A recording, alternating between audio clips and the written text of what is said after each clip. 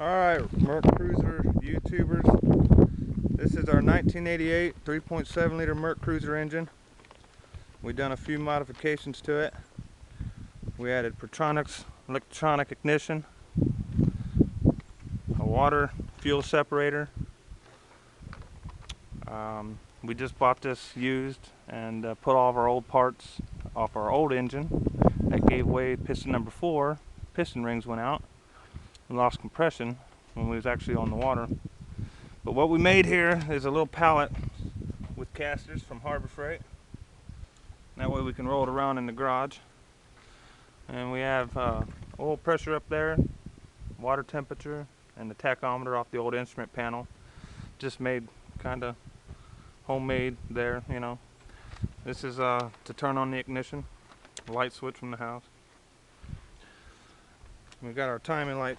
I'm going to show you that in a minute. They changed this from 8 degrees before top dead center to 4. They sent a flyer around there, all the owners. This is our starter switch right here. We also have this hooked up. It's also from Harbor Freight, but it's the temp probe, and it's connected to our water temperature sender.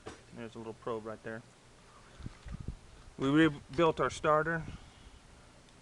We upgraded the I'm trying to think here, the shift interrupter switch. This is the new style switch. Works a whole lot better. We'll show you that during the video.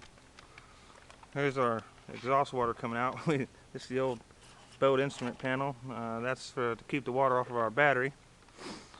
And there's our battery right there. There's all of our gauges.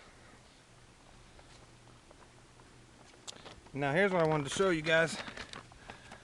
So you see these 3 wires going in here. Well, they go to the temperature, the oil, and the tachometer.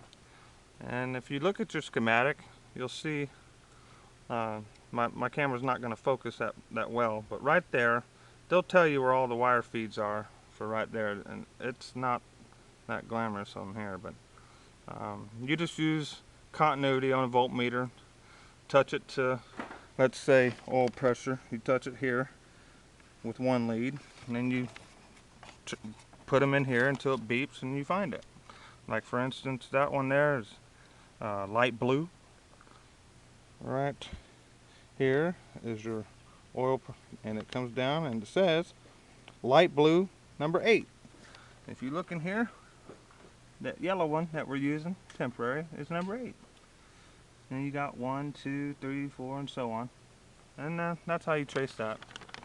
Now with the Pertronics electronic ignition, there used to be these 2 wires. They're both 12 volt, but this one here is 1.5 ohm, because now we went up to 3 ohm coil. So you got to change that, and you got to take this one, just tie it off, and tie into your other 12 volt hot, because this needs 12 volt hot at all times. Anyway, so the next video you're going to see it running, and hope you enjoy.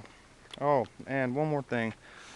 The bad thing about a 3.7 liter is there's 2 seals in here. One separates the antifreeze from hitting the oil, and you got to watch how you install them. They both go back to back where the lip seals face out like this, and there's a little tiny weep hole right here, and if the water pump seal gives way, your first sign is going to be coming out of here leaking antifreeze. If you see that, you're going to automatically know you're going to have to change those seals. And there's one more in the back backing you up from it hitting the oil, but it's temporary. If this one goes, the first one, your second one's on its way out, if it already ain't. If you're getting water in your oil, it's most likely through this, and if it's not through that, right underneath this gasket, this should be nice and flat. But when you take this off on the old couple-year-old models, it'll be caved in and eroded, and therefore the water goes underneath this gasket and lays on top of your pistons. So you want to watch out for that. And We have a voltage regulator here. We tested it, but it's no good, but it could be the stator, but we ain't bench test that yet. We really don't give us a darn about that. We'll do that at a later date. But next video, you'll see it up and running. We'll show you the timing light and all that.